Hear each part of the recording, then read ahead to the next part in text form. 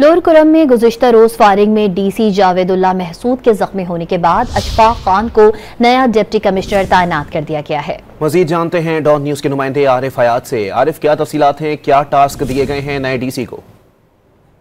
जी बिल्कुल, जो नया डिप्टी कमिश्नर है अशफाक खान, उनको कुरम का डिप्टी कमिश्नर तैनात कर दिया गया और उसके लिए बाकायदा एलामिया जो है तो वो जारी कर दिया गया। इससे पहले जावेद महसूद थे जिनकी कन्वे पर गुज़िश्ता रोज फायरिंग हुई और उससे वो जख्मी हुए।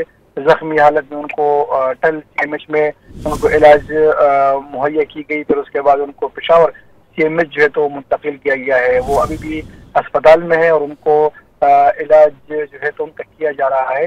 लेकिन इस दौरान कुरम में सूरत हाल काफी कशीदा है, तो इसलिए बर वक्त जो है तो हुकूमत ने नए डिप्टी कमिश्नर को तैनात कर दिया। उनको तमाम चार्ज जो है तो वो हवाले कर दी गई हैं और ये अहम टास्क उनको हवाले किया गया है कि जितने भी शरपसंद हैं इस इलाके में तो उनकी निशानदेही की जाए और इलाके में अमन की हिसाब बरकरार रखने के लिए तमाम तर तवानाइयाँ वो बरोकार लाए। और जो ग्रैंड चरका हुआ था जिसमें जो फैसले हुए थे अमन मुआवजे से मुतल्लिक, उस पर अमल दरामद को यकीनी बनाए। जी।